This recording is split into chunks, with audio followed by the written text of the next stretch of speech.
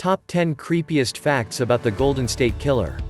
The culprit known as the Golden State Killer, East Area Rapist, Original Night Stalker, and now likewise the Visalia Ransacker was captured on April 24, 2018. Joseph D'Angelo Jr. is affirmed to be the one who burglarized 120 homes, assaulted almost 4 dozen casualties, and killed 12 individuals during a more than long-term wrongdoing binge in California from the mid-1970s to the mid-1980s. 1. The Golden State Killer wasn't a fury-filled psycho. He was an ascertaining creep who might overview neighborhoods after quite a while after night. Fortunate for us, he abandoned adequate DNA, which at last prompted his arrest. Read on to perceive how he got his work done and a ton of other fear-instigating activities be performed prior to perpetrating his violations. Here are the 10 creepiest things about the Golden State Killer. 10. East Area Rapist. Before he was a killer known as the Golden State Killer or the Original Night Stalker, he was a chronic attacker known as the East Area Rapist. The killer began by assaulting single ladies. He would awaken them in the evening, normally around 3 a.m. or 4 a.m., and quickly blindfold them. 2. He generally wore a ski veil as a sanity check. He would tie up his casualties, who detailed the actual assault to be speedy, yet he would remain in their home for quite a long time, torturing them. The East Area Rapist would constantly take steps to kill his casualties, taking breaks from the maltreatment to scour their homes or to stand quietly over them after the actual maltreatment, permitting them to contemplate whether he had gone or on the off chance that he was still there. This peaceful cat and mouse game would really help in his departure, as casualties would be frozen in dread and reluctant to move to check whether he had gone or not. Here and there the casualties would stand by hours until they had a sense of security enough to get up and discover a telephone to call the police. 9. Visalia Ransacker. Before he was an attacker, he was known as the Visalia Ransacker. Albeit this association has been contemplated by numerous specialists previously, it appears to have been affirmed after D'Angelo's arrest. 3. Records show he was functioning as a cop nearby during the years the ransacker was active. He was a prowler, a jerk, a voyeur. He would watch and report insights concerning his casualties. He knew when every relative would be home and when the house would be totally unfilled. He took odd things like blue-chip stamp books, sleeve fasteners, rings, and once, 17 moves of pennies. 8. Long stretches of planning. The Golden State Killer would stake out houses some time before he would enter to assault and murder. At the point when he headed inside, he definitely knew the whole format of the home. He realized the number of individuals lived in the house. He knew their timetables. He even educated their names. Sometimes, he would enter days or hours before an assault and set up the home as he would prefer. This would involve little activities that could go unseen, such as impairing a yard light and opening windows, yet in addition further developed arranging like discharging shots from firearms, cutting telephone lines, and organizing the porch for a simpler exit. 4. He would likewise conceal shoelaces and other materials that could utilized for ligatures inside the house in anticipation of the assault. 7. Should be in control. The East Area Rapist, Golden State Killer had an extreme requirement for control and force. He would exhibit this by heightening to assaulting spouses while their husbands were home and in the end executing couples. He would demand that the spouse tie up the husband as opposed to doing it himself. 5. He would have casualties join him solely after they were restricted.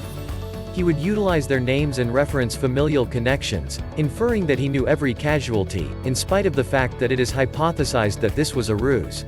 He would likewise apply his force by eating casualties' food from their coolers and by taking worthless individual things, yet his creepiest propensity was keeping their telephone numbers. He was known to call casualties a long time after the assaults to insult them. 6. Unending patience. The killer's range of abilities was upsetting, and he ended up being focused on it as he stood and watched his casualties for quite a long time. He would remain outside homes so long that his shoe prints were a few inches down. Sneaker prints and DNA proof were available at most wrongdoing scenes.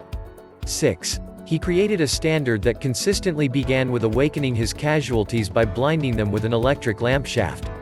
His casualties would quite often depict a similar content he was by all accounts working off of. Don't move, or I'll cut your throat. Even after the underlying assault finished, the East Area Rapist would stand quietly in the room, trusting that the casualty will mix, just to report his essence once more. Specialists said this was a fruitful panic strategy that guaranteed casualties would not quickly get up to call the police, regardless of whether they thought they heard him leave. 5. Slithering on roofs. Police continued discovering change, gems, and other taken items on the tops of homes in the focused-on areas. At first, they thought he was tossing the products onto the rooftops, yet in the long run, they understood their quarry was creeping around the rooftops, and the little things were in reality tumbling from his pockets.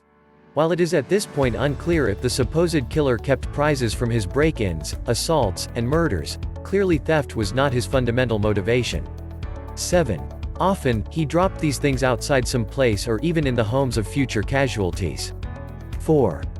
Canine friend and foe. The Golden State Killer didn't let yelping canines stop him. It was accepted that he brought treats for neighborhood canines and became acquainted with the pets on the squares that he focused on. Be that as it may, he would not spare a moment to hurt a creature if necessary. One night, the Golden State Killer cut a 54-kilogram, 120-pounds, German Shepherd's tummy to hold back from being found. Try not to stress. After a visit to the vet for 70 facets, the creature endure. The supposed killer was additionally discovered taking a jar of canine anti-agents and a sledge in 1979. 8.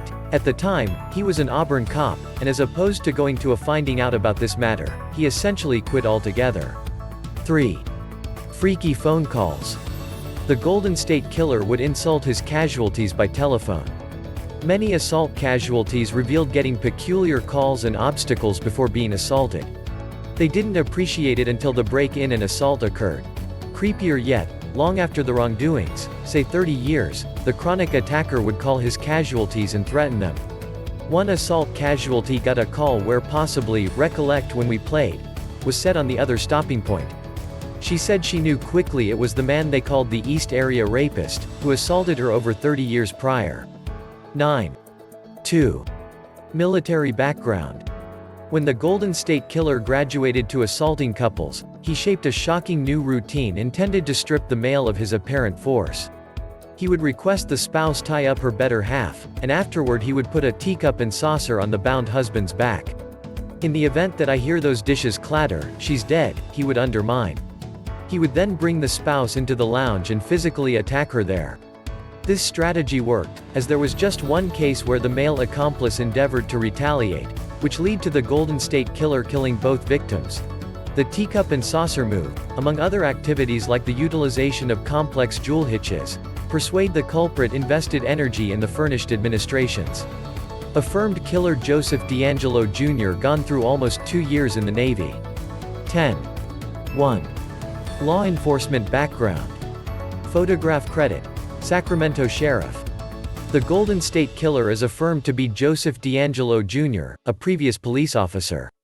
11. Investigators consistently accepted the Golden State Killer had a scanner, yet now they realize he approached official channels.